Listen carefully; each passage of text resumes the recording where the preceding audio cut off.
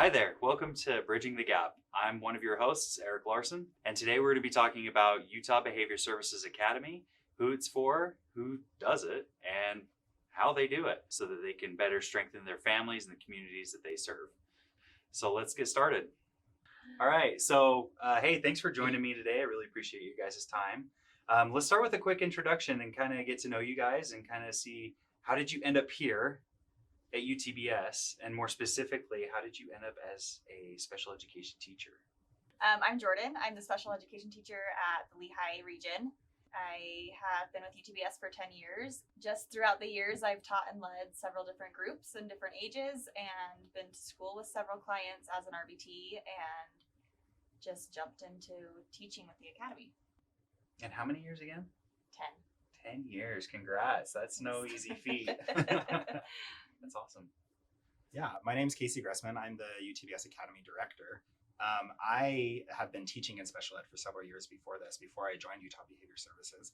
And then I came over from the district into UTBS and started the academy and hired these wonderful ladies, and we've been going ever since. So, Melissa Benyon, I had been a special ed teacher for kind of on and off throughout 20 years and had just recently gotten my BCBA certification and was just looking for different ways to work with children with a little bit more severity and in different settings. So Casey, tell me a little bit more about Academy.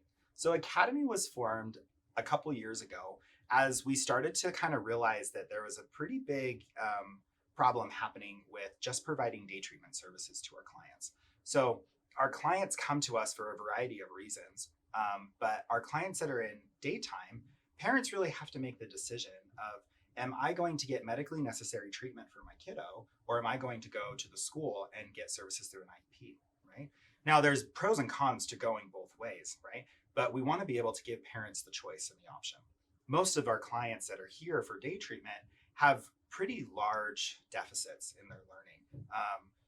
Whether it be in their learning, their ability to communicate, their ability to kind of manage their emotions.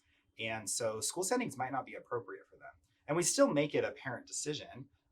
We're not trying to build Academy to see how many kids we can get. We're really trying to provide a support system for parents to have options that are available to them.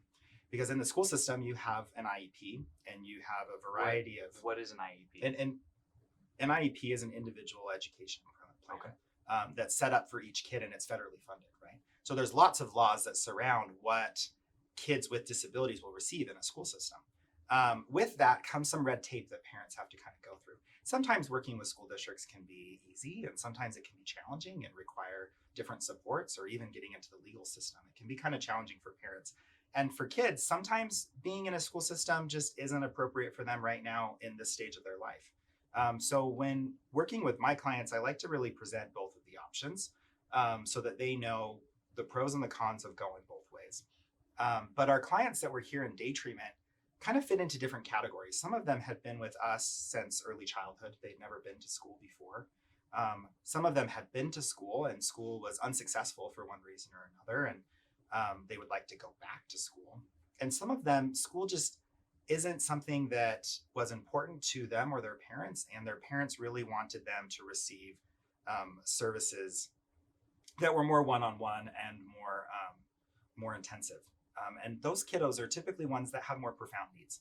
And so a school system might not have been as appropriate for them, right? But the issue with them being in day treatment is that they don't have any access to school. Insurance won't fund academic services. It's pretty rare that districts will allow us to go into the school system and provide services in that setting, although we're willing to.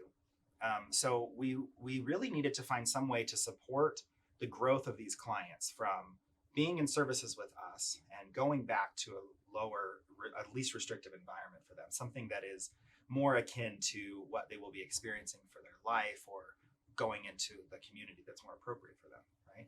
But the step going from receiving one-on-one services in a day treatment, very clinical environment, to going to school can be challenging. You can learn as many coping skills and communication skills and support skills and as you possibly can, and then go to school, and now there's an academic rigor, right? Even though they're required to meet you where you are and to provide specially designed instruction, if you haven't been exposed to school or you are so far behind, that can be really challenging. And it doesn't matter how supportive or intensive those coping skills and those communication skills and functional communication that you have, it just might be such difficult or abstract content for you that it might be challenging. So we decided that we are going to create our private school for that purpose, for the purpose of bridging that gap between treatment and going to school. Or for our kiddos that school just isn't in their future, looking at what functional academics they need to be successful in wherever their life's going to take them to independent living or going out to the community or employment, right? So by doing that, we created this private school for that intent that is funded through scholarship funds so that we can separate what's happening in treatment and what's happening in their education, while at the same time providing services simultaneously to really integrate the academics into their overall day. As far as, I'm going to kind of, you had mentioned a couple of your clients, or so they're clients first and then they'll apply for an academy program. Is there a typical age range in which you're seeing for these students? Yeah, the scholarship that we utilize most frequently right now allows kiddos from 3 years of age up until their 22nd birthday, as long as they haven't graduated high school. So following what is the same ages in which you would be receiving an IEP or could have access to an Okay. IEP. And So you're anywhere from as young as kindergarten to, hey, we're going to help you with the GED. yeah, as young as early childhood before kindergarten. Oh, okay. We don't, in our private school, we don't focus on credits. If you are going to, your plan is to graduate high school and you need credits to be able to do that, this isn't the program for you at this time. This is a stepping stone to get you into an environment like that. We are able to support online programs that will help you through that credit recovery or getting credits for the first time. There's some other state programs that allow you to do it online and still receive the scholarship that we're working on. So there's a lot of nuances to it depending on the plan for your child. But every parent and client that comes in, we want to know what expectations they have for their kiddo. Sometimes it's hard to look at such a long expectation for kids as they're young. And those expectations can change. We want to have high expectations, but we also want to know that if your plan is you want your kiddo to graduate with a regular diploma or an alternative diploma, then we want to help. Our plan changes into what we're shaping your behavior and your academic ability and your social skills and everything to get you back into an environment where you could earn those credits, right? Where if your expectation for your kiddo is that you want them to live by themselves and have some supported employment where maybe that degree is not necessary and they're profound enough that a regular diploma wouldn't necessarily be attainable, then that's going to shift how we're going to be programming for that kiddo. So as a parent, what would be some key indicators, or I guess what would be some indicators that, hey, maybe my son or daughter might need to be enrolled into an academy program? Really, we start first for ones that are already in day treatment. So parents have already made the decision of, hey, my kiddo's not able to go to school right now. They weren't successful in the school system. I had really bad experiences in the school system, and right now my kid's making progress. Or they might have started in early childhood and they just don't feel like they're quite ready for school yet, or whatever the reason might be. Because those are kiddos that are already not receiving academic instruction. And so at this time, let's start to introduce it to them in a therapeutic environment. Let's start to get them so that we're working hand in hand with their BCBAs, their mental health therapists, to start to slowly shape their ability to do some academics. For parents that are like, hey, my kiddo's not being successful, or we work a lot with state agencies, with DCFS or the juvenile justice system or things like that, where the kiddos are need the amount of supervision and support that a school is maybe not able to do at that time, or they're not willing to try a school at that time. And so they'll put them in our program for the purpose of being able to receive integrated mental health, integrated ABA services, academic services, and medical services, to have everything under one roof instead of pulling them out for all of the different things. So if you are not part of Utah Behavior Services and you want to be able to access academics, or you want to be able to access that program, we do have you be a client first. And the reason is because the kiddos that we're having in our environment are needing significant amounts of support. And so in order for them to be able to access the academics that we're providing to them, they need to already be having the behavior and the mental health programming and support that's there. Because that's going to allow them to have the skills and tools and support necessary for them to be able to access some of the higher level stuff that we're working with them in an academic program. So if I was looking for services, is there anything else like this in the state that you're aware of? There are some ABA programs that run a private school within them. There's not a whole lot, and there are some private schools that are just working, that just do private school and don't necessarily do ABA. There's not any programs that I'm aware of that integrate mental health into ABA and medical and academics at this time. Throughout the state, though, there are, when you're utilizing the scholarships that we're using through the state, there are several schools that are ABA providers that do them. Everyone does them a little bit differently in how they kind of run their program and present academics. But yes, there are some other ones. No, there's not a lot of them. So it sounds like there's a pretty big demand, but you guys have seemed to have a all-encompassing approach where it's really all under one roof. Yeah, there is quite a big demand for services for people with autism primarily, and then looking at different school options for them. It can get very frustrating very quickly to work within the school system, and it's a good idea to continue to work with your school providers and with your IEP teams and to try to get the services for your kiddos. And it's also a good idea to make sure that you are getting what's best for your kiddo right now. So sometimes those things can be delayed, or sometimes it's not meeting the need that you need it to meet, or it's not something that you want to go through, or whatever it might be. And so that's what kind of brings you over to us. So you had mentioned a little bit earlier too, you said scholarships. So let's talk a little bit about funding and scholarships and like what a potential cost would be for a parent that's already in services. How would you approach that as far as you're trying to explain to a new parent what that expectation is for that cost, or even that sponsorship? Or would it be a sponsorship? It's a scholarship. Scholarship. Different scholarship. So that's a good question. Therapy in general can get very expensive very quickly. And so parents have to definitely make choices within their own life of, am I going to do this, or am I going to do therapy, or am I going to do this therapy or this therapy? And it really depends on your insurance and copays and deductibles and what your insurance plans look like and your income and a whole variety of factors. We didn't want to add in a whole big burden onto parents when they already have so many other financial things that are being thrown at them.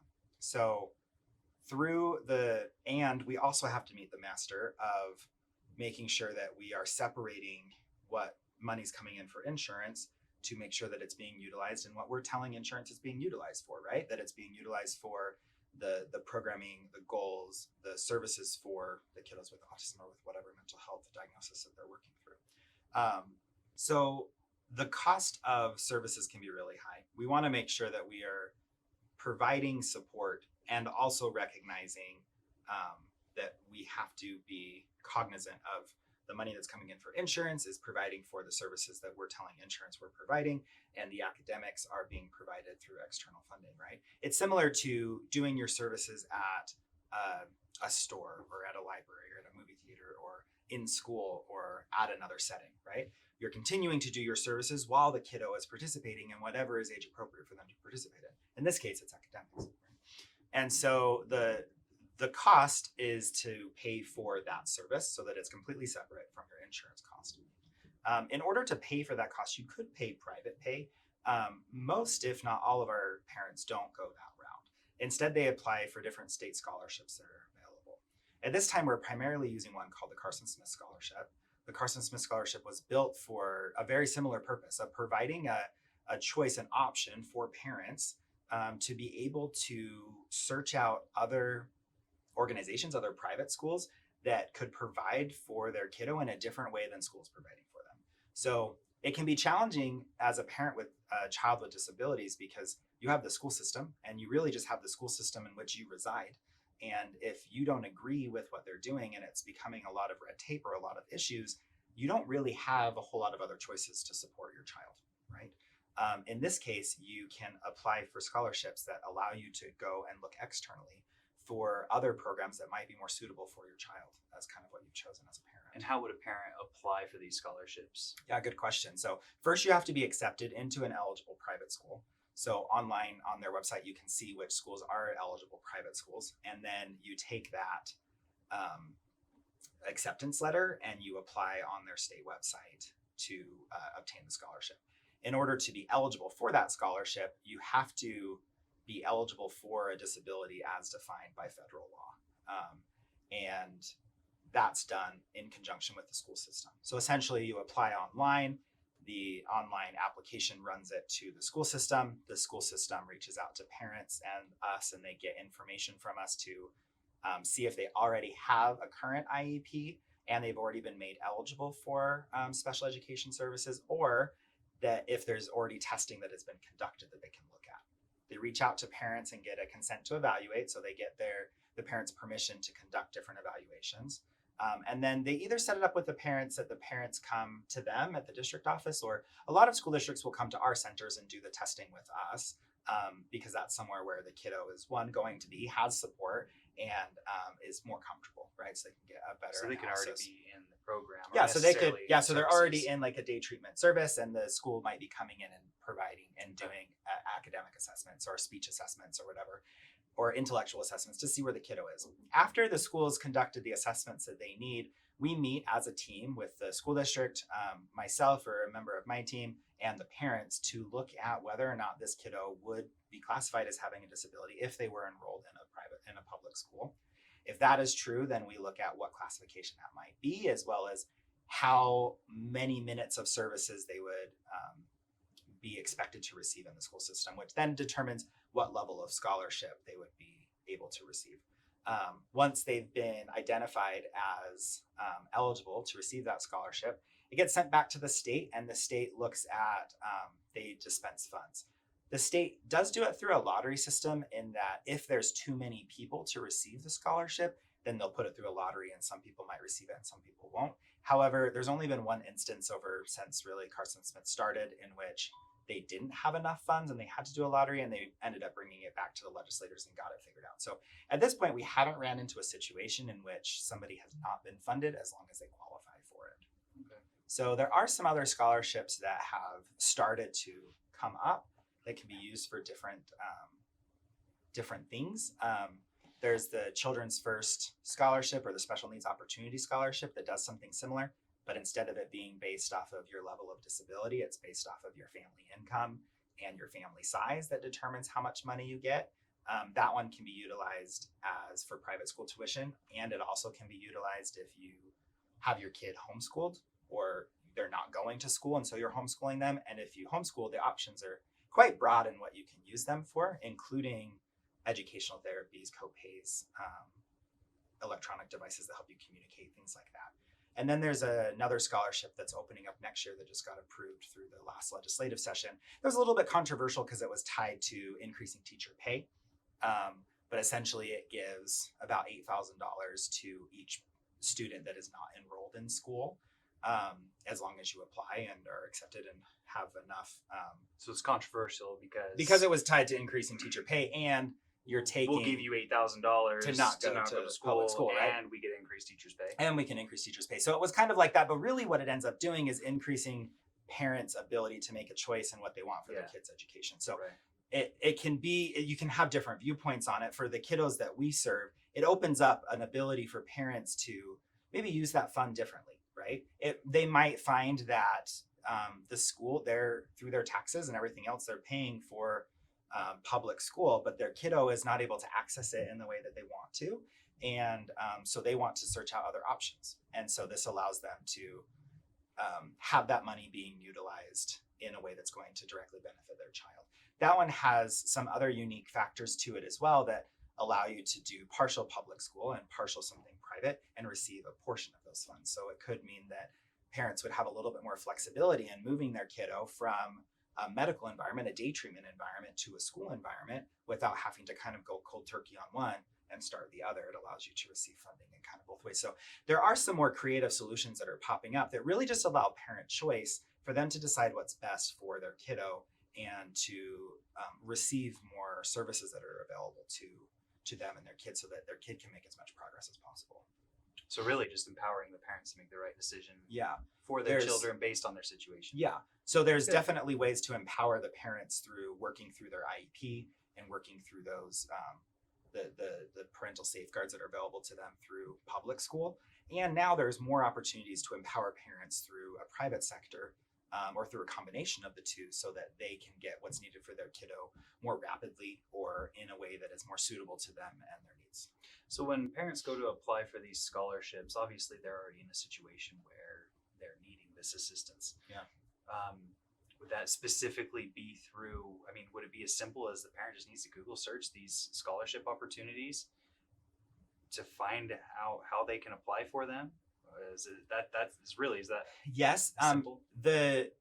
It really depends. If you're already part of Utah Behavior Services, you can contact us and we can walk you through, our parent advocate, myself, someone else can walk you through different options that are available to you depending on your situation. The Utah Parent Center is another really good nonprofit organization that walks parents through a variety of different things, from sitting in with your IEP to supporting through a variety of these different processes.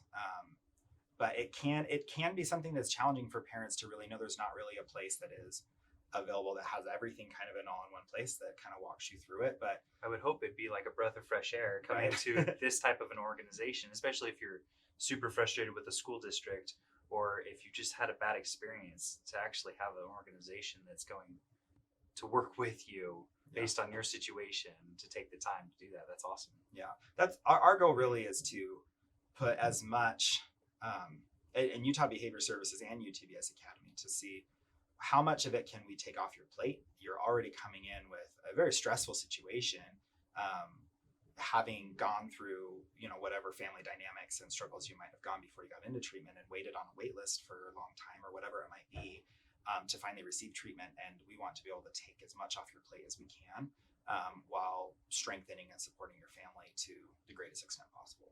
Where would a parent go for Academy services? So we have Academy services in each of our 8 locations, from Brigham City down to St. George in Utah. We were just nominated and received Best Private School of Northern Utah and Best Private School of Southern Wow. Utah. So we've been working really hard to make sure that we are providing the best services as possible for our clients. That's awesome. It sounds just like, with your all-encompassing, all under one roof, it sounds like a well-deserved award. So it's Yeah, pretty thanks. cool. Yeah. Good job. So at Utah Behavior Services, we talk a lot about strengthening families and creating successful children and advocating for them. From an academy perspective, how do you guys see your work strengthen those clients, those students, and the families?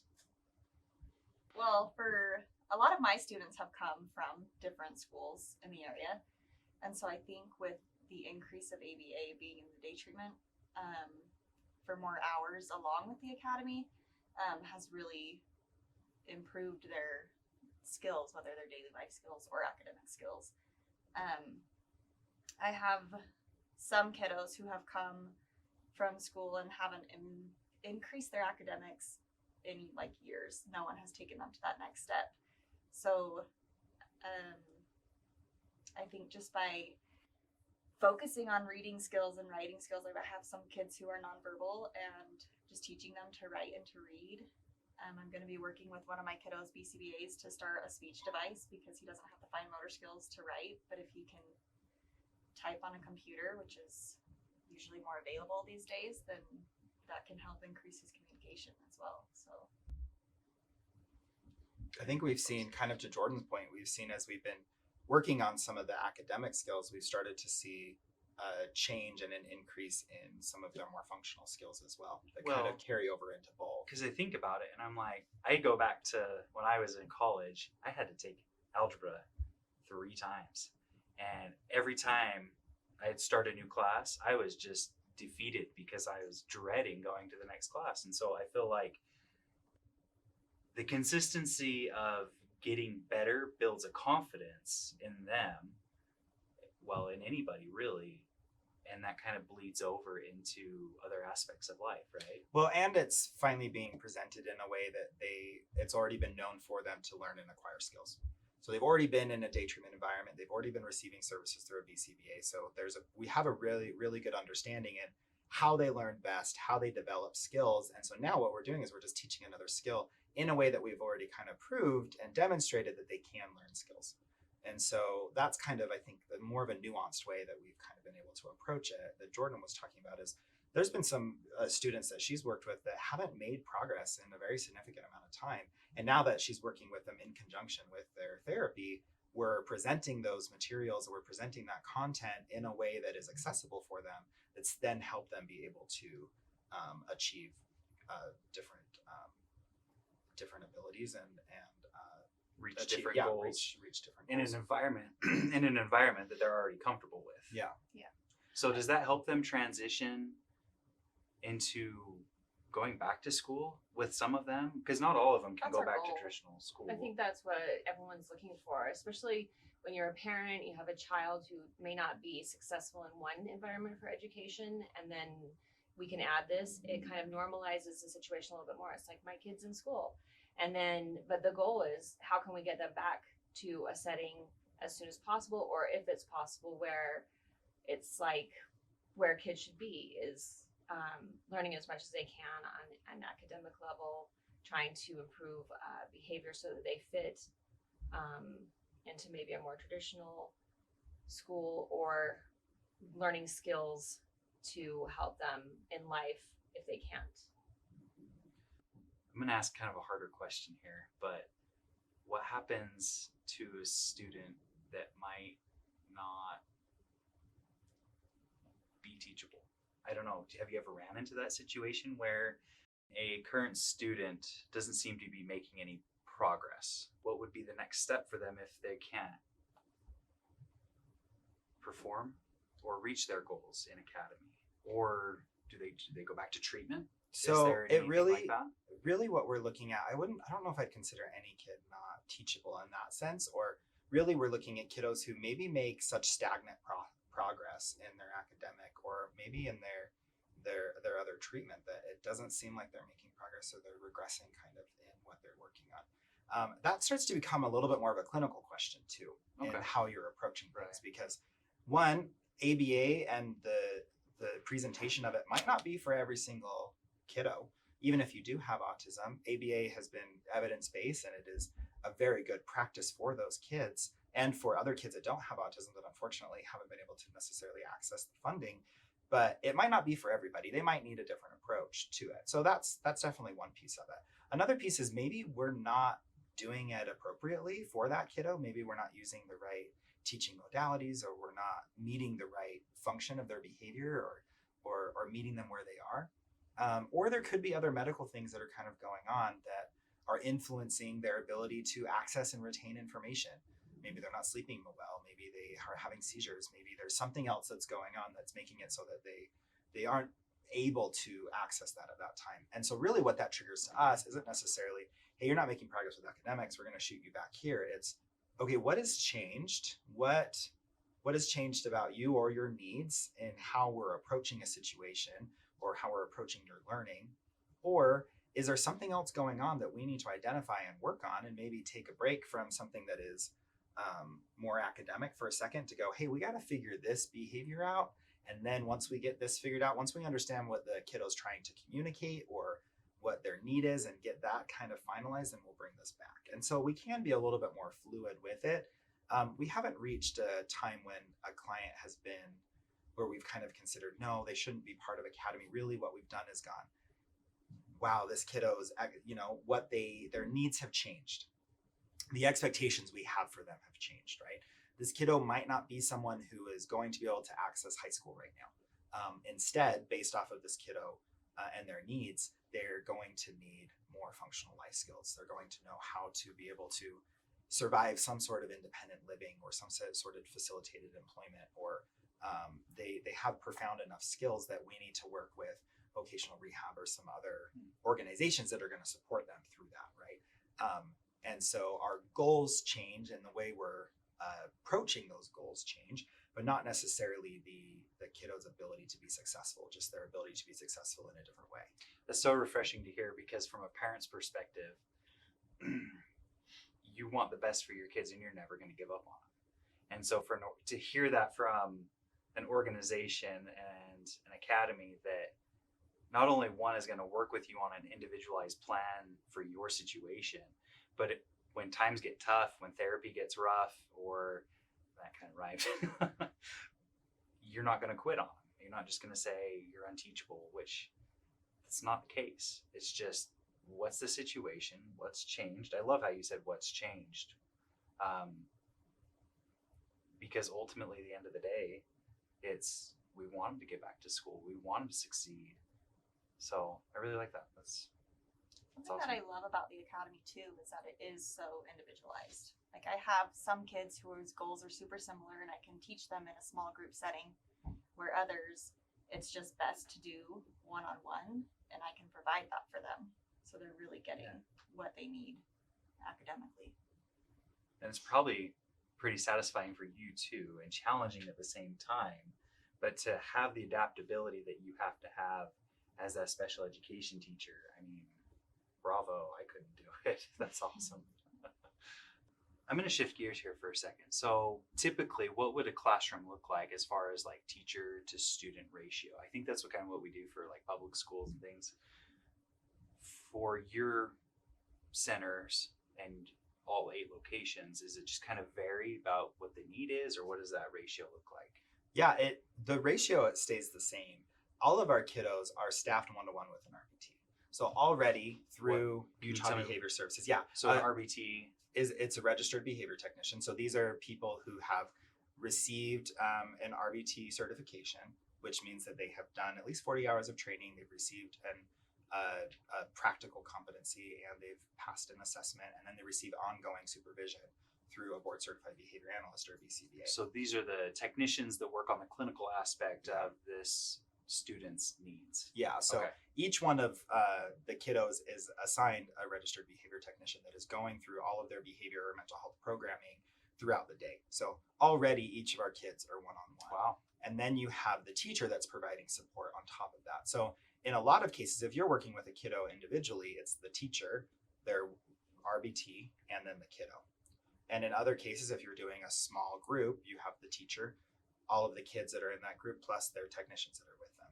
Now, there's arguments that can be made that this is more restrictive because there's so many adults that are there that have, could be doing things for them. So school districts typically won't give a one-on-one aid to a kiddo because that's the most restrictive environment they can be in. However, it really is what that person is doing and how they're utilized, right? How do they determine that it's restrictive if it seems like it would be more beneficial to have one-on-one for the attention that they do require? No, good question. The one-on-one is kind of taking them out of experiencing instructions in a generalized way, or having support that they have to ask for. A lot of times that one-on-one aid will be doing things for them, or will be repeating the direction that was generalized, given to everybody, then to them, or that's, carrying their stuff for them or supporting them in some other way. And so our RBTs aren't necessarily like that. Their whole goal is to help build skills and create an environment in which the kiddo can practice the skills that they've been learning, right? And so that can be a little bit of a challenge when you're moving from that to a public school where they don't have that available for you. Nor may it be appropriate for you to have an adult that's with you all day long, because the goal is to get them to respond to group instructions and get them to respond to participating in a social environment without having an adult that's correcting or providing support or prompting for them to engage in it appropriately. So how many students and RBTs would you have like in your classroom? I usually don't do a group larger than 4 or 5. Why is that? Well, it depends on. I want to make sure that what I'm teaching is what their goal is for whatever subject I'm teaching, and I want to make sure that they're all at that same, very similar skill level. So I'm not going to throw in a kiddo in a group setting that doesn't have that same skill level or isn't working on that same goal. Okay. How about, is it the same? Yeah. Would you say? I'd say like I haven't had a group more than 4. Just hasn't. It's for the same reasons that Jordan said.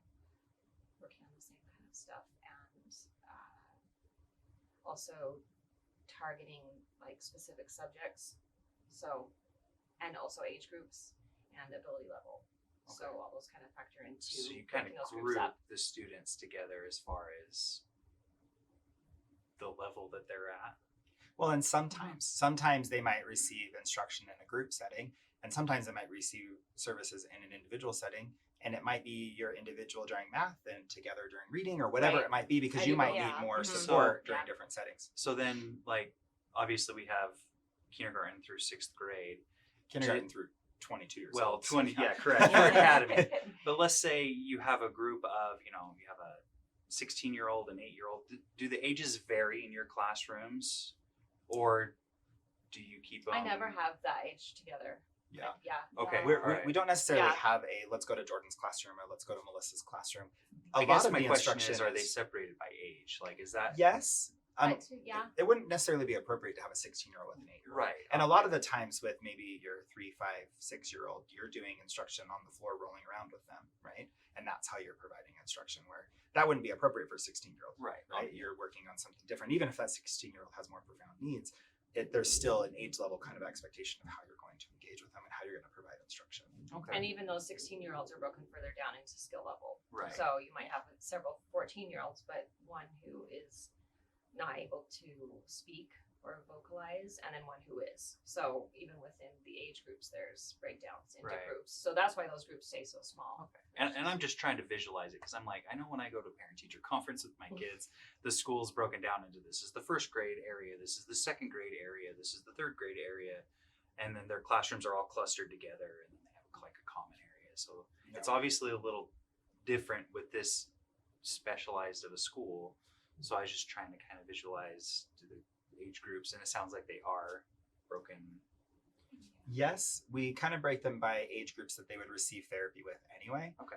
But then, as Melissa was saying, it kind of breaks down into then their ability and their skill and their need and everything else on whether or not you're going to pull them together or separate, or And do they- maybe it's just kind of been a bad day for some of the kids, so you're going to pull them more separate instead of individual. And obviously, depending on their need. So, like, when they attend academy, is it like Monday through Friday? Is it like a Monday through Thursday kind of a thing, or how does It's that work? it's just integrated into their regular treatment. So Oh, okay. they're usually Gotcha. here, 9 Because to they're 3 not Monday through obviously Friday. they're not at school; they're already Yeah. in treatment. So they'll have different schedules on when they're receiving different things, and when the teacher's not with them directly, they have worked with their providers to work on some of the other skills that might be necessary. Gotcha. Right? You might be working on some skill, an academic skill, but they need other skills to be able to access that skill, right? So they might need to be able to discriminate or tell the difference between 2 different items, right, in order to participate in your Gotcha. academic instruction. So the behavior analyst and the RBTs can work with them to work on that discrimination training, or being able to understand there's a difference between 2 items, or express that difference or be able to choose a correct one, so that then when you go into looking at numbers or colors or something like that, they already have those skills to be able to tell the difference between 2 things, that now they can focus on a higher level skill of building that towards whatever academic concept you're attempting to teach. I would say too that the whole idea of like a traditional classroom or school is not necessarily what we're trying to achieve.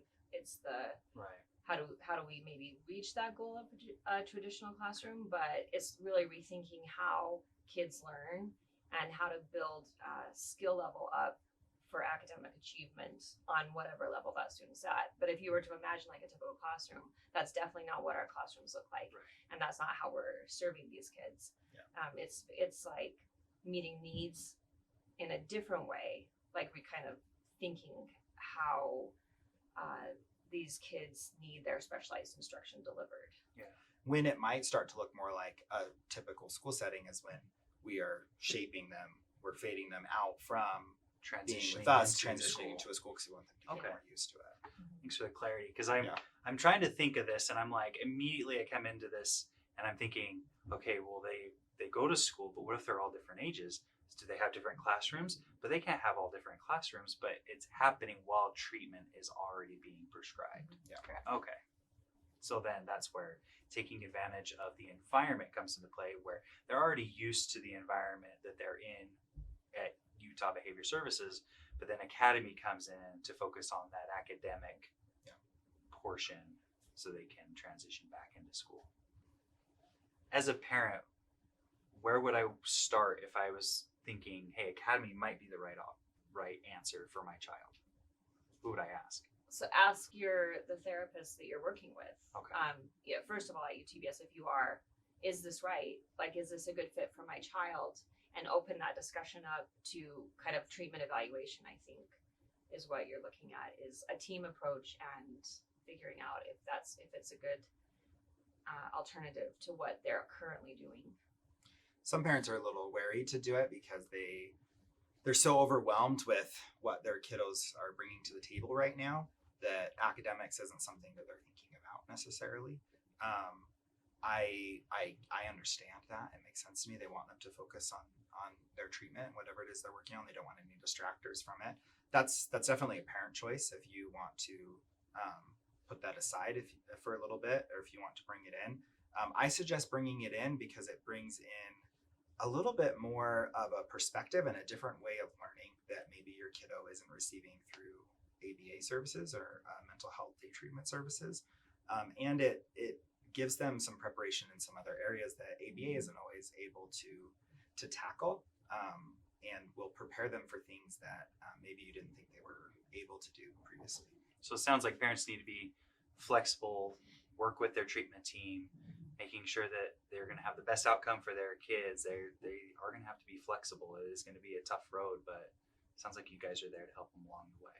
Yeah, and we can definitely consult with them to give them their different options that are available and pros and cons of each one so that they can make an informed decision. And maybe it's not for them, and that's totally okay, or maybe it's going to be fine for them later. You don't have to apply for academy at the beginning of the year and then do it the whole year. You can apply throughout the year. There's different deadlines and such for getting funding, but we can be flexible with you on some of that, and kind of starting and stopping as we kind of go through.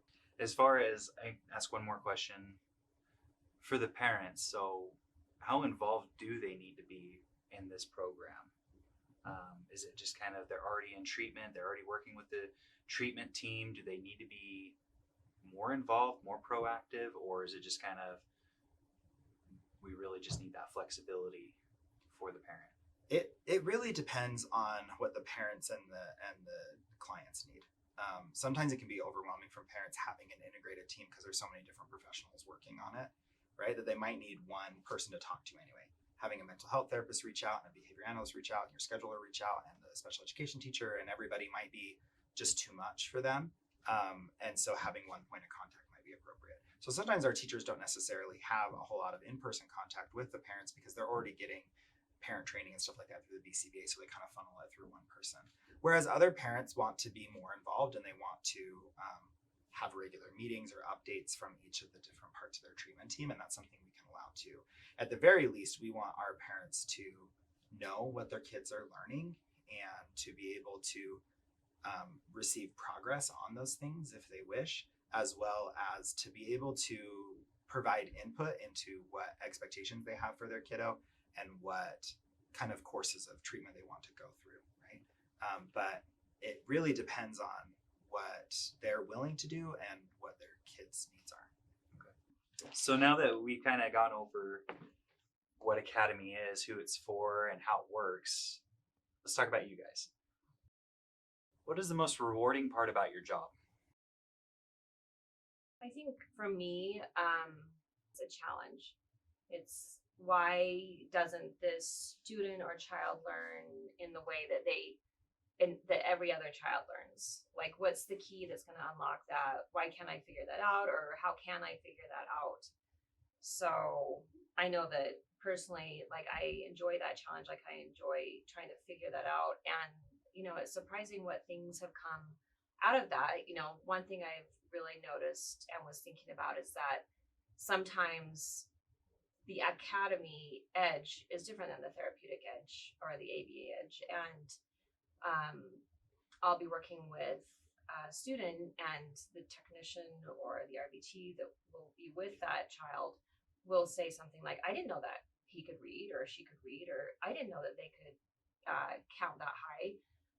So then all of a sudden you see they're like looking at this child in maybe a different light, and that's rewarding also as well. It's like, there's Okay. different aspects here that It's are hope. in play. Yeah. Yeah. For everybody around. That's awesome. It's like a little golden nugget you just got to keep, right? Yeah, I mean, it can definitely be challenging when you have lessons planned and kiddos come in and they're not having the best day and choose to be non-compliant and have behaviors, and that can be a struggle, but also they are so capable of so much. And I think that that's super rewarding for me. I saw a quote the other day that was like, always presume competence and then times that by 5. And I immediately thought about my kiddos because they always amaze me. Like, anytime I'm like, oh, I don't know, and then they prove me wrong. I mean, I have some kids who are nonverbal and they love coming in, and it's like they're given the opportunity to learn, and they haven't been given that before. Like, no one has taken on that challenge to teach them in a different or a creative way that they kind of need, because they don't learn like typical kids. I think that can be the part that is most challenging is the parents, the client, they're coming in sometimes exhausted and sometimes kind of just they've tried everything. They've had different ways of instruction come at them. They've had challenges that have kind of brought them to your doorstep, and so then you're kind of navigating through what their needs are and what they need right now so that they can make progress. But the moment that you start to see the progress that they do make and the changes that it makes in their family. I mean, I remember some clients and students that I have that, when we first got them, parents are not working because they can't, because the kid is taking so much of their time. They don't go out to eat. They don't go, they just stay at home, but that's become their normal. And as the kiddo started to receive treatment, you see the parents start to be able to get a job. They start to be able to go out on dinner. They start to be able to go on a date night. They start to be able to see their kiddo be more independent and do things by themselves and access different things by themselves. They can now go to a movie. They can now have their kids start to participate more in their lives. And that's the part that starts to become rewarding, because now you see, you haven't just made a little change in that one client's life. You've seen their whole family be able to make a familial change and become closer together, because now the focus doesn't have to be entirely on what are we going to do to make this kid successful. It can be, what can we do to enjoy our lives? So as a special education teacher, what do you know now that you wish you would have told yourself when you started this position, specifically in academy? Whew. I mean, that's kind of a large question, because I mean, starting as a special education teacher, when I first, graduated school, I thought it was going to be something different. I thought I was going to be able to create these beautiful lesson plans and go in and teach them, and then have my kids make progress and, help people. And that's very quickly what you learn is not what's going to happen, right? Like Jordan was saying earlier, you might create a lesson plan that you never do. You might, plan all this stuff that you never did, and it doesn't mean that it goes for naught. You're still going to use it in some capacity later. But starting off in this position, we wanted to create something that would be accessible for our clients and our parents. And it's become a little bit more in the sense of, now we're able to be a stepping stone to something else. Now we're able to be kind of a support in their learning, so that they've kind of created a new behavioral cusp. They've learned some skills that have now unlocked more opportunities for them to learn. What about you? What would you tell yourself? I guess to just not make assumptions. I mean, like I was saying earlier, I'm always amazed at, even if I mean, sometimes I've had more challenging cases where I'm not sure where I'm going to start, and like the kiddo always amazes me, like at what they're capable of. So it's not assuming. Yeah, that's a hard question. I think that the one, like, just kind of looking back overall, it would be to kind of just throw out what I've been doing for a while and start looking more at, like, even though my background is special education, I feel like here it's very special education. So it's like I had this preconceived idea of, like, this is how I work with these kids to this is how I actually really personalize and individualize an education. And this is how I'm going to start defining success for an individual. And it looks very different for each kid. That's something that has kind of like really been evident to me as I work, here at UTBS, is that it is very individualized, and each kid is very different in their skill set and what their trajectory is. So, Is Academy hiring? Academy is hiring. We are hiring a second teacher down in St. George right now. We've kind of grown down in that area, and so we're hiring in that area right now. Everyone else has we're staffed. We're ready to go for this next school year. For this new potential hire, what would you guys have to say to them? I'd say give it a shot. Like if you can be a little flexible, and education has become. I just heard something the other day that education has not changed for hundreds of years, the way that we present it, but it is so different. And as we enter kind of, and we realize like what society needs from these kids, we have to change that as well. And if you can be flexible as a person and as an educator, then this is a really rewarding opportunity.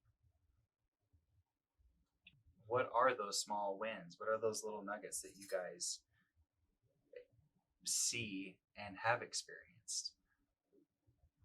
Well, so now I'm thinking of a particular client where they really can't speak, and so we've been just working on the alphabet. So it used to be that it was just a very forced activity, but now when I see this client, they allow me to. They'll come right up to me. They want me to take their hand. They're going to point to each letter of the alphabet. We're going to say the name. We're going to say an approximation to the sound. And that took some time. That was not like, that's many different steps of like both probably, some intervention from ABA, and then just the consistency of presenting those academic skills and those expectations. Like Just this for is the that little alphabet. growth, though, you're talking what? A month, 2 months? Well, no, like it happens over a school year sometimes. Oh, wow. And honestly, I think that's because, and also you're looking at, make some absences here and there, maybe throughout the year. But yeah, because when you have kids that, I'm sure parents can relate to this, are so, school has been very difficult for them. They are like, school is aversive to some of these kids, downright. Like they don't do well with their peers. They don't sit down at a desk and learn, they don't listen to their teachers. So they don't necessarily see the value, I don't think, in academics. And then when you're coming in, you're like, you find that way to get them to respond to academy lessons or the alphabet. It takes a little bit of time. They have to accept that, and then they have to be reinforced for that. And it could be a process. There might be some other skills that come up very quickly, but I do think of those as successes. And I think I wouldn't say maybe it doesn't take 9 solid months, but it takes a few months. Yeah.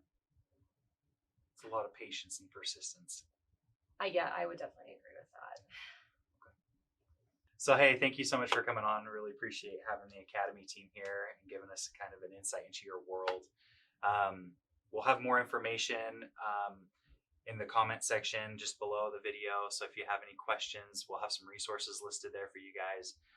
And then again, it just sounds like just reach out with your clinical team to get those steps moving for kind of just that coordinated care. So I'd like to thank you guys again for coming on, and that'll do it for this episode. Thanks for tuning in.